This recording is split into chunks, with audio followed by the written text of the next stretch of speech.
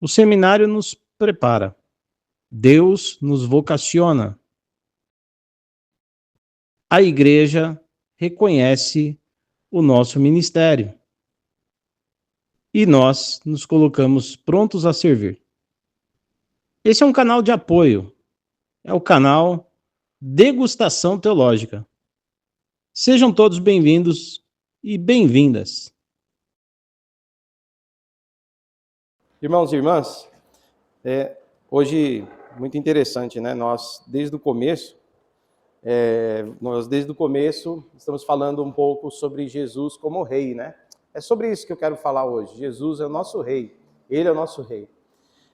Nós começamos o culto e cantamos começamos com Aleluia, né? Acho que foi esse, não foi? Aí emendou com Em Espírito e Verdade, né? Rei dos Reis e Senhor, né? E depois nós fomos para um outro louvor que falava quem sou eu para ser aceito por esse rei, né? Quem sou eu para ser aceito por esse rei? E hoje a mensagem, né, que o Senhor trouxe ao meu coração, mediante a leitura bíblica, mediante a revelação das Escrituras, é para fazer a gente lembrar que nós fazemos parte de um reino e servimos a um grande rei que em breve há de voltar, irmãos. Em breve há de surgir, assim como subiu nas nuvens, conforme o relato de Atos dos Apóstolos, assim como ele subiu nas nuvens, ele também, assim das nuvens, descerá. Amém? Com poder e glória.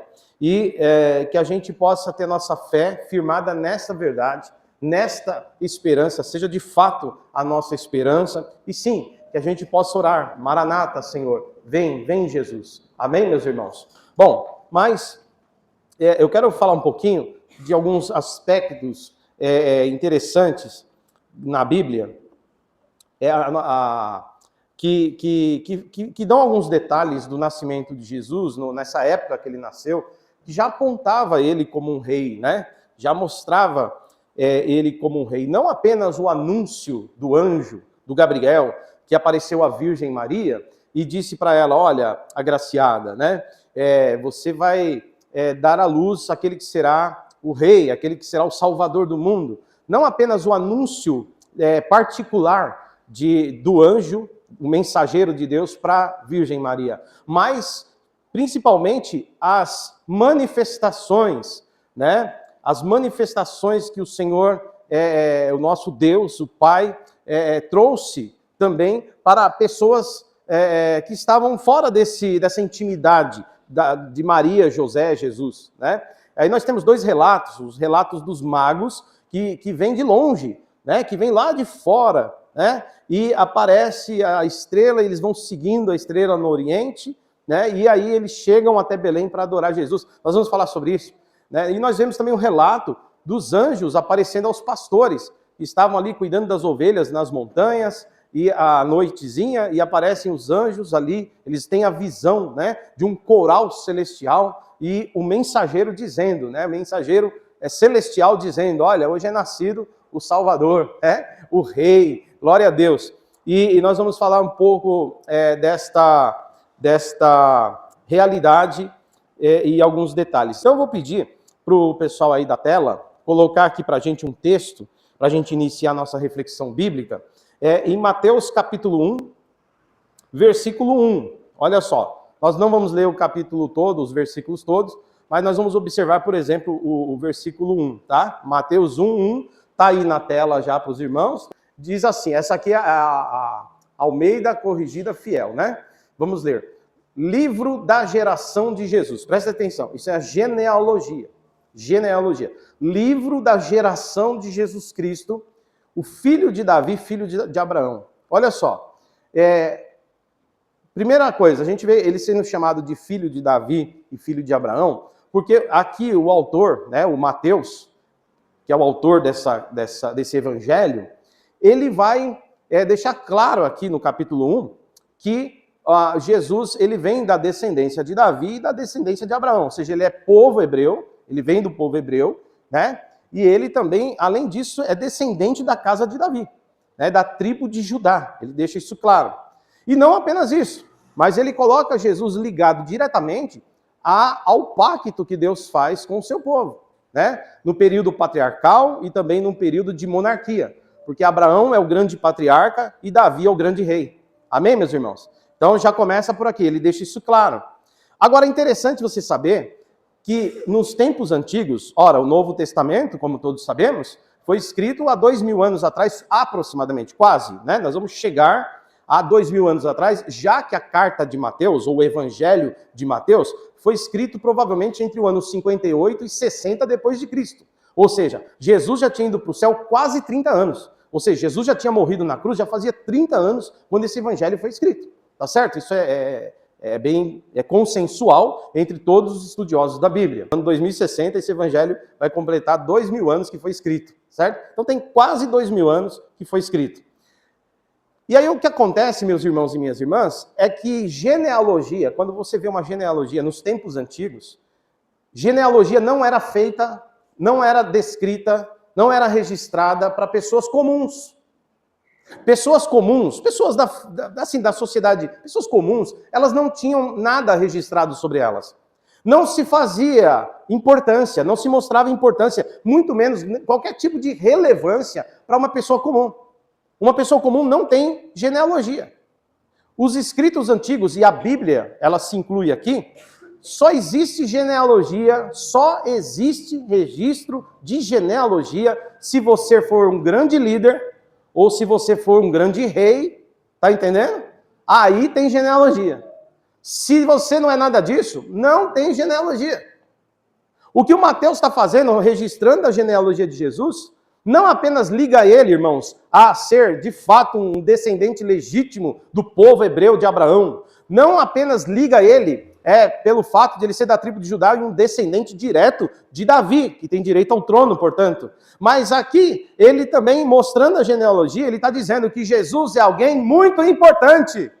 Está entendendo? Jesus é alguém muito importante. Apesar da história ter rejeitado, apesar dos homens terem levado ele para a cruz, para se cumprir as escrituras, obviamente, mas houve ação humana fazendo isso, desconsiderando quem era ele, como está escrito no Evangelho de João, capítulo 1, que ele era a luz do mundo, mas os homens não o conheceram, não o aceitaram. Amém, meus irmãos? Mas ainda assim, irmãos, o relato de Mateus, ele deixa claro que ele está colocando a genealogia porque ele está dizendo, eu estou contando a história não de um galileu, eu não estou contando a história apenas de um homem que andou com pescadores, de um grande filósofo ou de um pensador, eu não estou contando a história de alguém qualquer ou de um condenado que foi para a cruz. Aqui tem uma genealogia, porque Jesus é o rei. Aleluia. Amém? Então, toda vez que você vê uma genealogia na Bíblia, está ali de propósito, é intencional. Jesus é muito importante. Amém, meus irmãos? Olha só, outro detalhe que a gente precisa ver aqui, é que a gente vai observar que em Belém, irmãos, onde Jesus nasceu, que é a cidade de Davi, os homens foram até lá para adorá-lo. E tem uns detalhes que passam desapercebido muitas vezes, porque a Bíblia ela é escrita de uma forma, né, os evangelhos eles se completam, é verdade, mas eles não têm todos os detalhes. E às vezes você lendo os 2 evangelhos, 3 evangelhos, ou os 4 evangelhos, você encontra uma riqueza muito grande, detalhes importantes na história do nascimento desse grande rei. Bom, a primeira coisa é que houve anúncio, como eu falei, não apenas para a Virgem Maria, de que ele seria o Salvador, mas houve o anúncio também aos pastores e aos magos. E é interessante porque Mateus, ele relata o anúncio aos magos. E Lucas não relata isso. Mas Lucas, o Evangelho de Lucas, relata o nascimento dele aos pastores. Um conta a história da visitação dos magos, e o outro evangelho fala da ida dos pastores. Olha que interessante isso. Então, eu quero ler aqui, em paralelo com Mateus, eu quero também fazer aqui uma ligação com o evangelho de Lucas, para a gente fazer uma comparação e pensarmos nisso. Eu quero pedir para os irmãos colocarem, por favor, agora o evangelho de Lucas aí na tela, Levi. O anúncio dos pastores. Aliás, o anúncio aos pastores, né? Lucas, está entrando aí na tela? Evangelho de Lucas, está travado?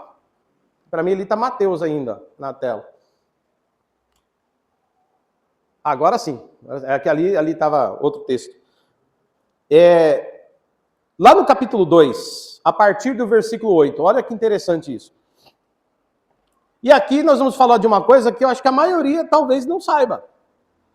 Tá certo? E preste atenção nisso. Ora, havia naquela mesma comarca pastores que estavam no campo e guardavam durante as vigílias da noite o seu rebanho.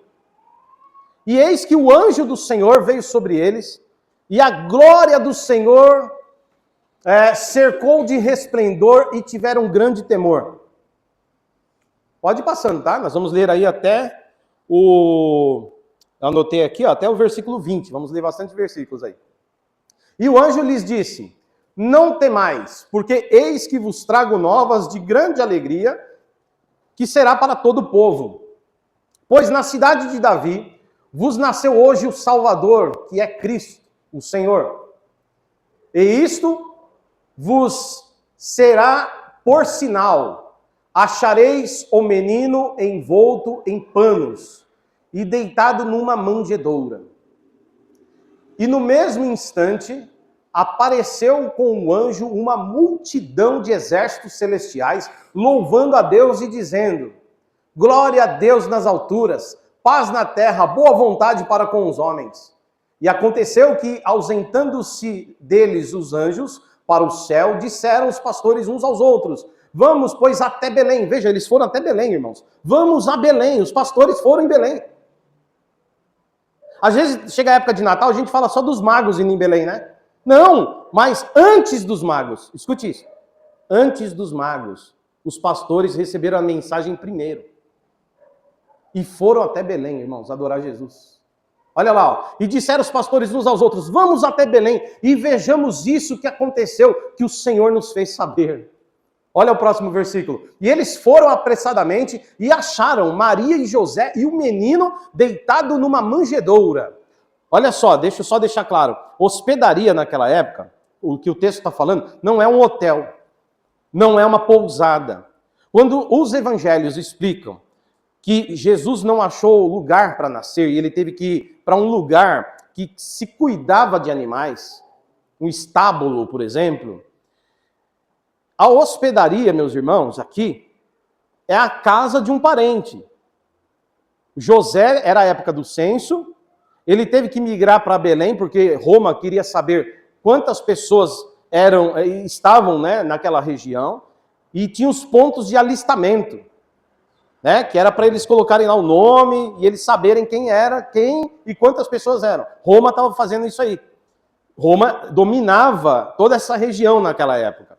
Então, o José, que é pai adotivo de Jesus, porque Jesus nasceu da Virgem Maria, mas por obra do Espírito Santo, como está escrito a palavra de Deus, ele então, que os dois são da tribo de Judá, deixe claro aqui, José da tribo de Judá, Maria também, tá? Os dois são. E a mulher grávida teve que acompanhar o marido, grávida, e foi para a cidade de Belém. Quando chegou lá, a família inteira foi para Belém. Os parentes de todos os lugares, de Guaianazes, de Perus, né, do Rio de Janeiro. Lógico, isso aqui que eu estou falando é bobagem, né? Não estou dando um exemplo. Foram todos para lá, os parentes de perto e de longe, porque eles tinham todos que fazer, dar esse nome aí, né, no censo que Roma promoveu.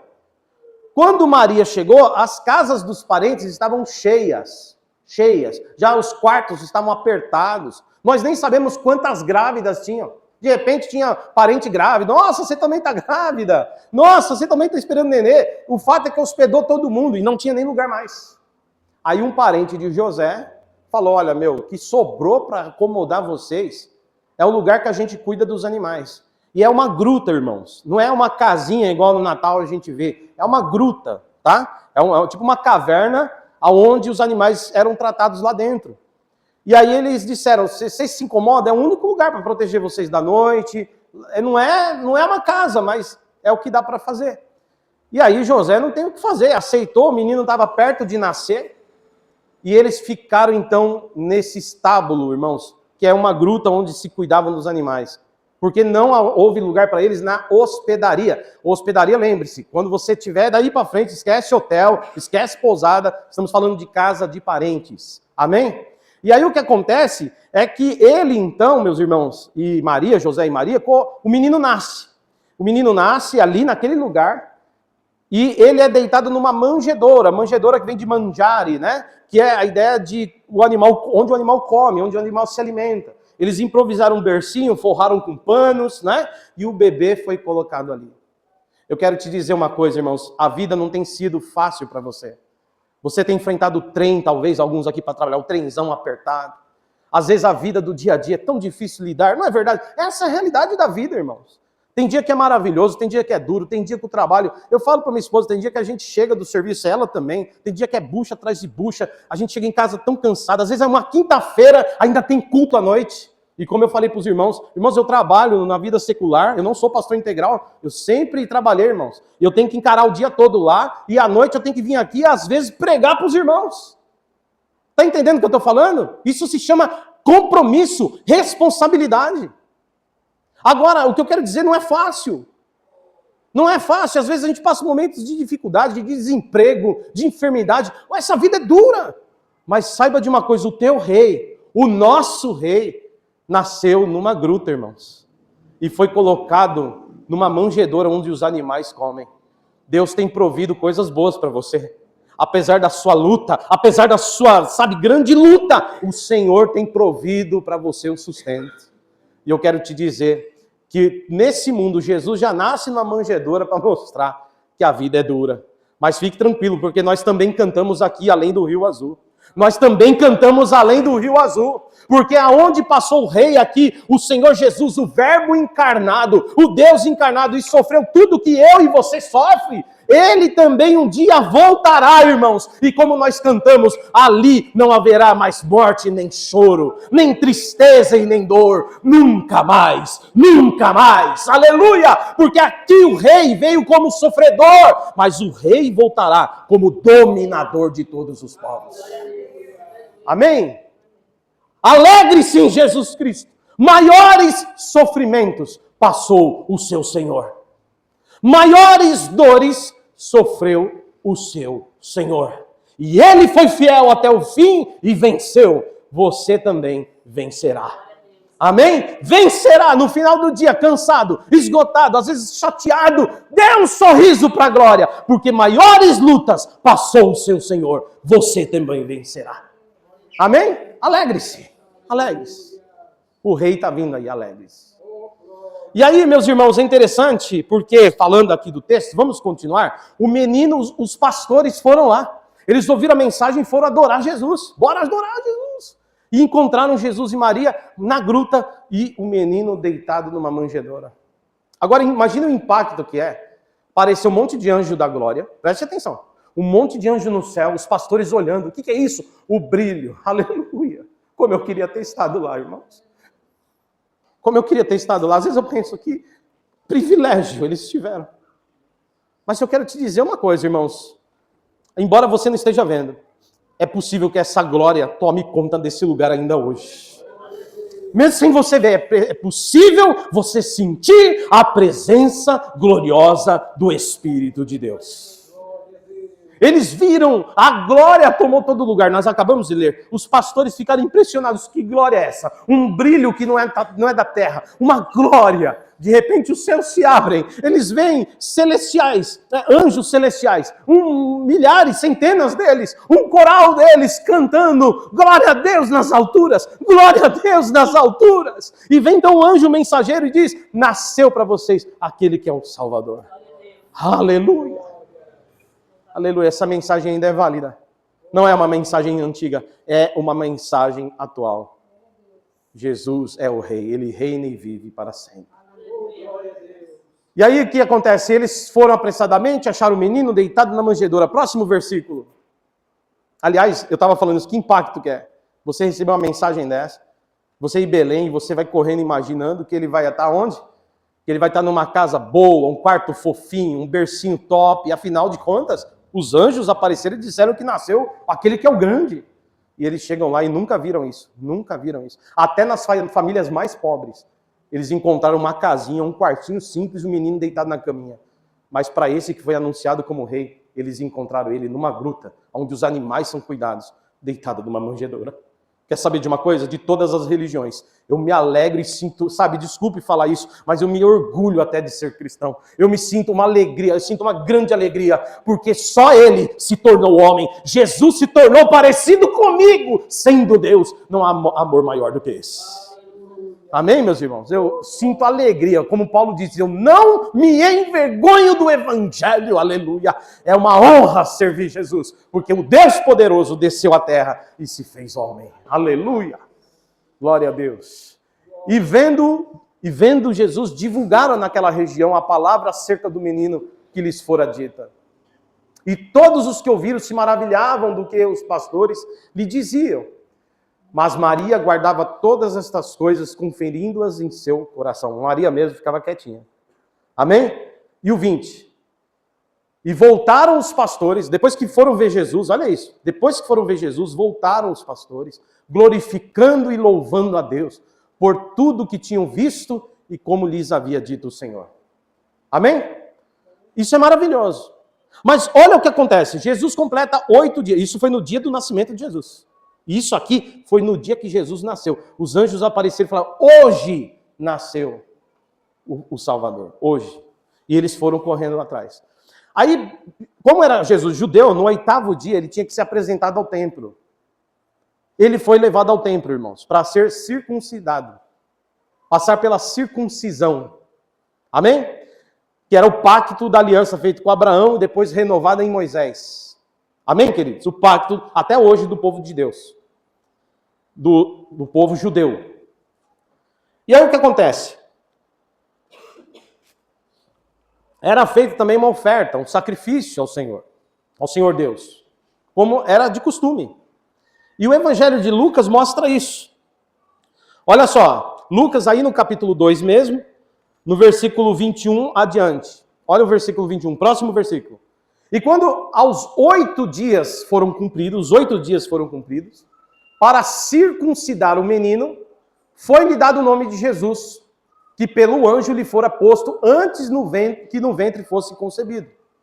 E cumprindo-se os dias da purificação dela, segundo a lei de Moisés, o levaram a Jerusalém para apresentarem ao Senhor. E aí o menino foi levado para ser apresentado a Deus no templo, para passar pela circuncisão. E aí, meus irmãos, cumpriram-se os dias da purificação, segundo a lei de Moisés, o levaram a Jerusalém para apresentarem ao Senhor. Amém? Jesus foi levado no templo, e é aqui que entra aquela profecia, que a glória da segunda casa será maior do que a primeira. Por quê? Porque no templo de Salomão, ou no templo, né, que pós-Salomão teve uma reforma, esse templo, que foi o primeiro templo, irmãos, ele era um templo maravilhoso. E quando o templo foi destruído e depois foi reedificado, ele não foi totalmente destruído, ele foi muito danificado, foi feita uma reforma que Herodes mandou fazer, esse templo não ficou, porque não ficou tão bom como era o templo de Salomão. Por quê, irmãos? Porque quando Nabucodonosor saqueou lá o templo, ele levou tudo que era ouro, irmãos. O que era de ouro, levou embora. O templo ficou arrebentado mesmo. Não destruiu totalmente, mas ficou queimado, danificado. O ouro foi tudo embora. O que era de ouro, os caras arrancaram. E aí, o segundo templo, em dimensões, ele até foi maior. Ele até foi maior em dimensões. Mas em glória, irmãos, em majestade, em ouro, ele não chegou perto. Aí alguém pergunta, como então tem uma profecia dizendo que a glória da segunda casa será maior do que a primeira? Porque foi nesse segundo templo que Jesus, o Salvador, foi apresentado. Todos que foram apresentados no primeiro templo não eram o rei, do rei dos reis, não eram o Salvador, não eram o Messias. Mas nesse segundo templo, eles tiveram a honra de receber nele aquele que é o Senhor de todas as coisas. Amém? Eu já falei isso antes, eu vou dizer. O que faz a tua vida ser maravilhosa não é que no passado você pode ter falado, eu tive mais dinheiro, pastor. Às vezes as pessoas falam, no passado, pastor, eu tive mais dinheiro. eu tive mais conforto. Nossa, eu tive uma casa que você não imagina, era uma casa muito melhor do que a que eu tinha hoje. Mas naquela época eu não tinha Deus. Naquela época a minha vida era vazia, eu não tinha o Senhor. Hoje eu não tenho o mesmo carro, não tenho o mesmo dinheiro. Às vezes a pessoa diz, eu não tenho nem a possibilidade de ter a mesma casa. Eu mudei para uma casa menor, a minha vida é um pouquinho mais modesta, eu como um pouco mais limitado, mas uma coisa é certa, hoje eu sou mais feliz porque eu tenho Jesus Cristo, aleluia. A glória da segunda casa é maior do que a primeira. Não pelas riquezas materiais, mas pela presença de Jesus. Isso se aplica à nossa vida também. Amém, meus irmãos? E é interessante isso, porque então Jesus foi levado para o templo. E voltou para Belém, irmãos. Voltou para Belém. Quando Jesus tinha quase 6 meses de idade. Quando Jesus tinha quase 6 meses. Ele ainda era um bebê, ele ainda não andava. Aí os magos foram ver Jesus. Ah, você achou que os magos foram no dia que ele nasceu, né, irmãos? Não. Nos dias que ele nasceu, quem viu foram os pastores que viram. Que é o que a gente acabou de ler. Depois que os pastores foram, adoraram, voltaram. Jesus é levado para o templo, irmãos. É circuncidado. Voltam para casa. Jesus fica lá com quase 6 meses naquele lugar. Então Deus anuncia aos magos, lá de longe, para eles irem e conhecer Jesus, com quase 6 meses de idade. Vamos voltar agora para o Evangelho de Mateus? Evangelho de Mateus, capítulo 2. E nós vamos ver aqui o versículo 1 e 2, eu vou falando, você vai mudando, tá, Levi? Olha só agora, escuta. E tendo nascido Jesus em Belém de Judeia, é uma outra narrativa, irmãos, é diferente da narrativa de Lucas. E tendo Jesus nascido em Belém, não está falando que nasceu naquele dia, está falando que nasceu em Belém. No tempo do rei Herodes, eis que uns magos vieram do Oriente a Jerusalém. Versículo 2. Dizendo, onde está aquele que é nascido rei dos judeus? Porque vimos a sua estrela no Oriente e viemos adorá-lo. Olha só, próximo versículo. O rei Herodes, ouvindo isto, perturbou-se, e toda Jerusalém com ele, porque Jerusalém é a capital, irmãos, é a capital. E congregados todos os principais sacerdotes, houve uma reunião. Por quê, irmãos? Porque chegaram os magos de longe, e os caras são importantes, esses magos. Eles são importantes, irmãos. Eles estudavam os astros, as estrelas, e também liam as profecias. Eles sabiam também que havia profecias sobre o Messias. E Deus revelou para eles desta forma. E eles nem eram do povo legítimo, eles nem eram do povo hebreu. Vieram de longe, de fora. E quando eles chegam, eles vão perguntar para o Herodes, o rei. Para ter acesso ao rei é gente importante, irmãos. Por isso que a tradição diz que eram reis magos. Porque eles tiveram acesso para falar com Herodes. Você consegue ir lá e falar com o Lula, irmão? Em Brasília, eu venho aqui, quem é você? Sou o David. David, não, eu sou de Caieiras. Vem aqui, eu quero falar com o Lula. Você acha que o povo vai falar? Vem aqui e fala com o Lula. Lógico que não, irmãos. Para ter acesso, tem um assessor dele. Fala com o assessor dele, fala com a secretária dele, fala com a... Sei lá, se é que você fala. Não que eu queira falar com o Lula, amém, irmãos? Eu estou dando um exemplo. Você pode pegar isso aqui, o Tarcísio, você pode pegar o nosso Lagoinha, qualquer autoridade, você não chega fácil.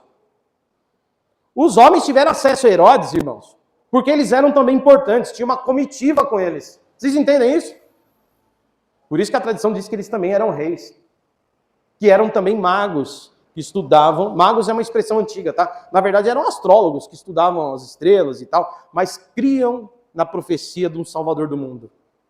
Criam em Deus. E vieram para adorá-lo. E é interessante porque eles chegam, eles imaginam que o povo de Jerusalém já está sabendo. Eles imaginam que estão sabendo, mas só que ninguém sabe de nada, irmãos. Só os pastores sabem em Belém. Mas não é a capital. Em Jerusalém, na capital, onde os ricos estão, os nobres estão, os importantes estão, ninguém sabe de nada. O Herodes fica com um ciúme. Ele fala, o quê? Se for o que estão falando, vai tomar meu trono. Então ele quer o quê? Matar o menino. Ele quer matar o menino. Mas isso, Jesus já tinha 6 meses de vida, irmãos. 6 meses de vida. Os pastores já tinham adorado ele, já fazia 6 meses. E aí o que acontece?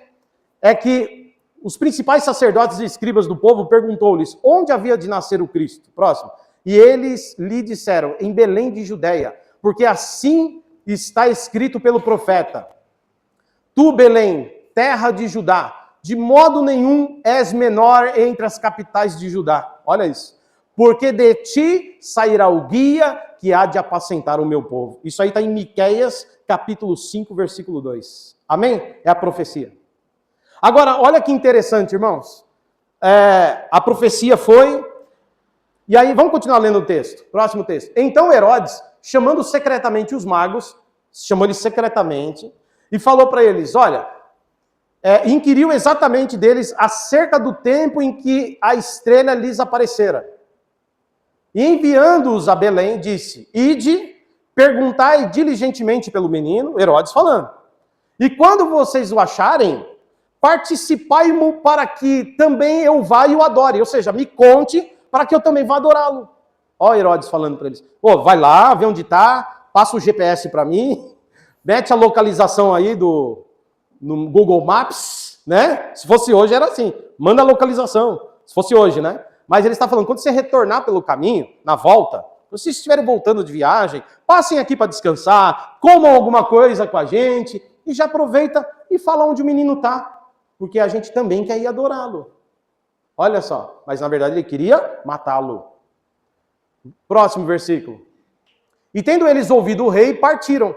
E eis que a estrela que tinham visto no oriente, ia adiante deles, até que chegando, se deteve, olha isso, sobre o lugar onde o menino estava, em Belém. Glória a Deus. E vendo eles a estrela, regozijaram-se muito, com grande alegria. E entrando na casa, agora eles já estão aonde? Estão na gruta? O menino saiu da gruta, já não está mais lá. E entrando na casa, acharam o menino e prostrando-se, o adoraram. E abrindo seus tesouros, ofertaram-lhe dádivas, ouro, incenso e mirra. Olha só, o texto não fala que eram 3 magos. Por que a tradição acredita que eram 3 homens importantes? Porque nenhum apresentou-se de mão vazia. E quantos presentes eram? Ouro, incenso e mirra. Logo, por conta disso, a tradição entende que cada um deles deu um tipo de oferta. E todas essas ofertas, irmãos, eram caríssimas, caríssimas e muito preciosas. Só um rei podia receber presentes assim. Aí, irmãos, na tradição, isso nós chamamos de epifania, uma das manifestações da mensagem sobre o nascimento de Cristo ou sobre o seu ministério. Olha que interessante. Eles ofertaram ouro. Ouro, irmãos, na tradição representa a realeza. Amém? Dizendo que Jesus é rei. O incenso representa, irmãos, adoração a Deus. Eles reconhecendo que Jesus é Deus. Amém? E também o incenso tem a ver com a oferta, sacrifícios. Ou seja, que Jesus, além de rei, também é sacerdote. Porque era o sacerdote que recebia o incenso para oferecer ao Senhor. E também a mirra. E a mirra também tem 2 significados. Mirra era aquele perfume, um bálsamo, que era misturado com óleo. Então era uma espécie de um óleo perfumado. Que às vezes era usado tanto para colocar no corpo das pessoas depois que faleciam, como as mulheres queriam fazer com Jesus quando ele morreu. Como também, meus irmãos, a mirra, ela pode ser usada como óleo de unção, quando você unge um rei, ou você unge um sacerdote, ou você unge um profeta. Então, esses 3 símbolos mostram que Jesus é rei, que Jesus é sacerdote e que Jesus é profeta. E mostram também que ele é o rei dos reis, senhor dos senhores. Mostra também, irmãos, que ele é Deus e recebe adoração. E mostram também que ele haveria de morrer e o seu corpo seria sepultado. Olha quanta informação nesse texto. E aí, meus irmãos, agora a gente vai ver que as coisas vão acontecendo e o menino agora, os anjos falam, o anjo aparece para os magos. Vamos ler o próximo texto. E sendo por divina revelação avisados num sonho que não voltassem para junto de Herodes, partiram para a sua terra para o outro caminho. Agora, Jesus não pode ir para Jerusalém mais. Vocês estão entendendo por que o texto lá dos pastores foi no nascimento? E esse texto, Jesus já, nem na gruta, ele está já dentro de uma casa. Ele já tem quase 6 meses de vida. E ele não pode mais ir para o templo ser apresentado. Então ele já foi apresentado faz tempo no templo. Vocês estão entendendo isso? Porque se ele pisar em Jerusalém, Herodes mata ele, Maria e José. E olha só, não voltem para Herodes. Então eles partiram para sua terra por um outro caminho. Amém? E tendo ele se retirado, eis que o anjo do Senhor apareceu a José num sonho, dizendo: levanta-te, pega o menino, sua mãe, e foge para onde? Para o Egito. Não vai para o templo, já está circuncidado, irmão. Já fez tudo que tinha que fazer faz tempo. Agora o menino tem 6 meses, aguenta uma viagem. Pega o menino e leva ele embora para o Egito. E demora-te lá, fica lá, até que eu te diga. Porque Herodes há de procurar o menino para o matar. Irmãos, e eles ficaram lá por 2 anos no Egito. 2 anos até Herodes morrer. Depois voltaram e ao invés de ficar em Belém, por segurança, resolveram ficar morando em Nazaré, onde Jesus cresceu, viveu e começou seu ministério. Então lembre-se, toda vez que você vê agora, Jesus já tinha 6 meses, aproximadamente, mais ou menos isso. Alguns teólogos chegam a dizer que ele tinha mais, alguns chegam a dizer que ele tinha quase 9 meses de idade. Mas uma coisa é certa, Jesus já estava pronto para uma viagem longa, Jesus já não estava mais na gruta, estava numa casa, e ele não foi para Jerusalém, portanto já tinha sido circuncidado antes. Amém? Depois da visita dos magos é direto para o Egito, meu irmão. E lá eles ficam por 2 anos até voltar e morar em Nazaré. Agora, eu quero dizer para vocês que depois que Jesus começa o seu ministério, está ocultado do mundo que ele é rei. Um rei não foge, um rei tem apoio, mas Jesus não tinha apoio de ninguém. Os reis queriam matá-lo, de Israel, os reis de Israel. É ocultado, esse mistério é ocultado e só é revelado a quem Deus quer revelar. Até que chega um momento que, aos 30 anos, Jesus começa o seu ministério e ele começa a se revelar quem ele é e para que ele veio. E finalmente os homens vão procurar Jesus para matá-lo. Com 30 anos, então, ele começa o seu ministério, irmãos. Até que ele é pego, é traído por Judas, é negado por Pedro, é abandonado pelos seus amigos, até que Jesus é levado, supostamente julgado num julgamento fraudulento, porque até Pilatos, ele lava as mãos, e esse costume de lavar as mãos, por que Pilatos traz um prato e lava as mãos na frente dos judeus? Porque não era um costume do romano, irmãos. Lavar as mãos era o costume do povo judeu. Quando havia um julgamento e não conseguiam chegar numa conclusão, os judeus, a congregação dos anciãos, juntavam todos, pegavam uma talha de purificação e lavavam as mãos dizendo: Senhor, não nos culpe disso. Pilatos, ele então manda, vamos fazer segundo a tradição deles. Quem quer soltar ele? A gente deixa Barrabás preso, liberta Jesus. Pilatos está falando, eu não encontro, Pilatos que é romano, ele fala, eu não encontro nesse homem nenhum mal, ele é um justo, eu não encontro motivos para crucificá-lo. Mas os judeus que rejeitaram o rei, diziam, solte Barrabás e crucifica-o. Ele falou, chama os principais líderes, os sacerdotes de Israel, chamem os anciãos de Israel, quero ouvir deles. Quando eles chegaram, ele disse, vocês vão mesmo crucificar esse homem? Porque eu preciso ter paz nesse lugar. Estava uma tribulação. Eu preciso da Judéia, que a Judéia tenha paz. Senão vão arrancar minha cabeça. Meus superiores vão arrancar minha cabeça se vocês não ficarem em paz. E os homens disseram, o único jeito de ter paz é crucificar o Nazareno. Então ele falou, então seja feito conforme a sua lei, conforme a sua regra. Ele vai ser crucificado numa morte romana.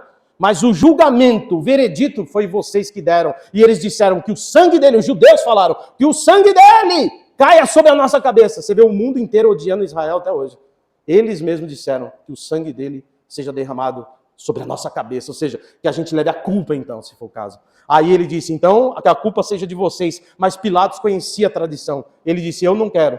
Pegou a talha, que era costume dos judeus, e disse, como vocês fazem, eu vou fazer. No costume de vocês, eu estou lavando as minhas mãos, porque eu não quero a culpa desse justo. Amém, meus irmãos? Olha só, interessante. E Jesus foi levado para a cruz. Mas esses homens disseram, ele não é rei coisa nenhuma. Rei que vai para uma cruz. Primeiro, um rei que nasce numa manjedoura é um absurdo. Agora, rei que vai para uma cruz. Olha só, coloca para a gente, por favor, Mateus capítulo 27. Aí, ó, isso, 29. E tecendo uma coroa de espinhos, olha isso, fizeram zombaria. Ah, você está falando que é o rei? Teceram uma coroa de espinhos, puseram na sua cabeça, e em sua mão direita pegaram uma cana, um pedaço de cana, sabe? Deram na mão dele. Porque disseram que todo rei precisa de uma coroa e todo rei precisa de um cetro. Fizeram isso com o Senhor. E ajoelharam diante dele na zombaria, dizendo, salve, rei dos judeus. Olha que zombaria. Próximo versículo, sim, o próximo versículo, ó. E cuspindo nele, tiraram-lhe a cana e batiam nele na cabeça, com ela. Fizeram isso com o nosso rei. Próximo versículo. Depois de haverem escarnecido, tiraram-lhe a capa, vestiram suas vestes e o levaram para ser crucificado. Mas eu louvo a Deus, irmãos, porque Jesus no terceiro dia ressuscitou. Antes disso, Lucas, capítulo 23, versículos 42 e 43, tem lá o ladrão da cruz. E o ladrão da cruz, um escarnece do Senhor na cruz, mas o outro, do outro lado, reconhece. E ele diz assim, ó Senhor, lembra-te de mim quando entrares no seu reino. Aleluia. E Jesus diz, em verdade vos digo, que ainda hoje estarás comigo no paraíso. Eu quero dizer que quem aceita Jesus como rei, tem lugar no seu paraíso. Quem aceita Jesus como rei, tem lugar na vida eterna. Amém? Jesus dá uma promessa. Mateus 24, 30. Olha só o que eu espero e o que você está esperando. Aleluia. Mateus 24, 30 diz assim. Jesus falando da sua segunda vinda. Olha o que ele diz. Então aparecerá no céu o sinal do Filho do Homem, e todas as tribos da terra se lamentarão. Eu lamento de não ter aceitado. Eu lamento de não ter ouvido. Eu lamento de ter cuspido. Eu lamento de ter batido na cara desse pastor que pregava, desta irmã que pregava na rua. Eu lamento tanto, eu lamento tanto, eu lamento tanto. Lamentarão de ter escarnecido do evangelho. Lamentarão de ter zombado da igreja. Lamentarão. Será um dia de lamento para quem não reconheceu Jesus como seu rei. Aí ele diz, e todos lamentarão, e verão o Filho do Homem, vindo nas nuvens do céu, com poder e grande glória, aleluia! O nosso rei nasceu, ficou na manjedoura como qualquer um, viveu sua história fugindo lá para o Egito, escondido, humilhado, foi traído, perseguido, caluniado, zombado, cuspido, morto, mas está no céu, à direita do Pai intercedendo por mim e por você, está inclusive hoje enchendo você com o Espírito Santo, para que você se prepare para a vinda dele que está próxima, aleluia! Ele é o rei, não nos deixa sozinho, e em breve eu e você não lamentaremos, mas nós pularemos de alegria, porque nós já aceitamos ele como nosso Senhor. Essa é a nossa esperança, não virá mais como um fraco, não virá mais como humilhado, mas ele mesmo disse, eu aparecerei com poder e glória, aleluia. Acabou, então vale a pena, irmão, preste atenção de tudo que você faz, de tudo que você podia fazer nesse domingo, ouvir uma palavra como essa nesta manhã, sair daqui fortalecido, é o que vale mais a pena nesse dia para você, porque é alimento para a tua alma, para a sua vida eterna. Nenhuma pizzaria, nenhuma churrascaria, nenhum momento de paz, nada pode ser comparado a essa pregação que ouvimos, a adoração que estamos dando ao nosso Senhor. Aleluia! E Apocalipse, coloca para a gente fechar com esse versículo. Apocalipse, João teve a visão.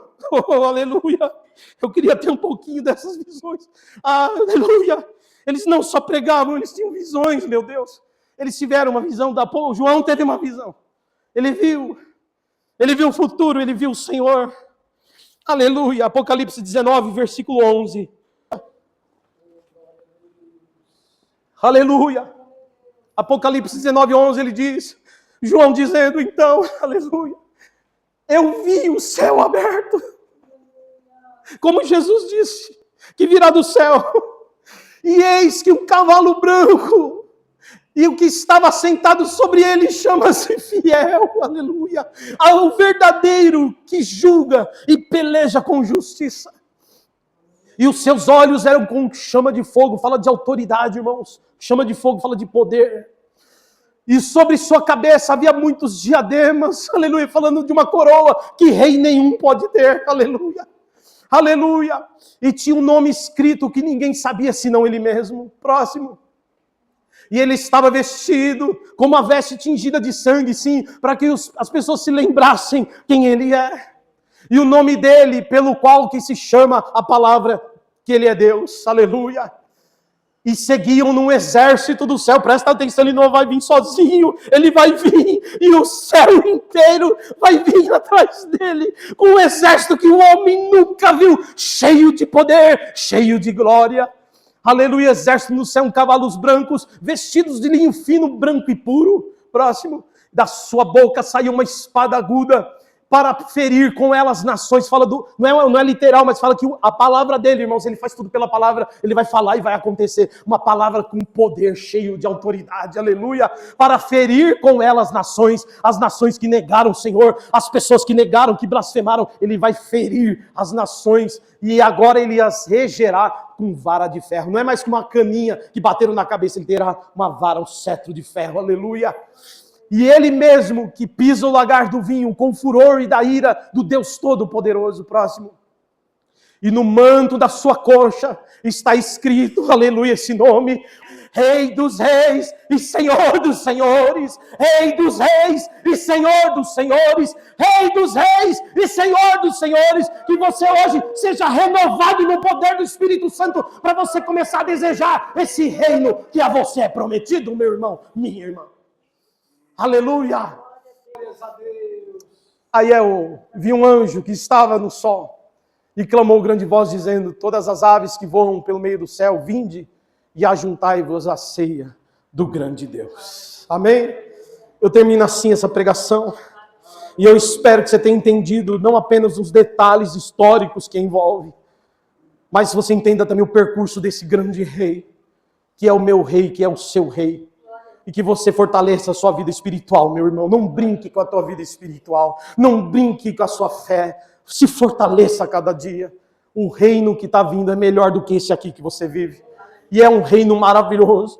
E o Senhor te ama. O Senhor te ama. É por isso que você está aqui. Porque Ele chama você pelo seu nome. Te agregou, te perdoou os seus pecados. Aleluia. Você estava prostrado, Ele te colocou de pé. E mesmo nas batalhas Ele está dizendo: eu passei por tudo isso, venci. Você também vencerá. Aleluia. Segura firme, tá? Fica firme. Vai passar. E Jesus Cristo vai voltar. Amém? Os que dormem no Senhor ressuscitarão nesse grande dia. Ressuscitarão. Se Ele não vier na nossa geração, a gente vai morrer e dormir com Ele. Mas ressuscitaremos naquele grande dia. Amém, meus irmãos?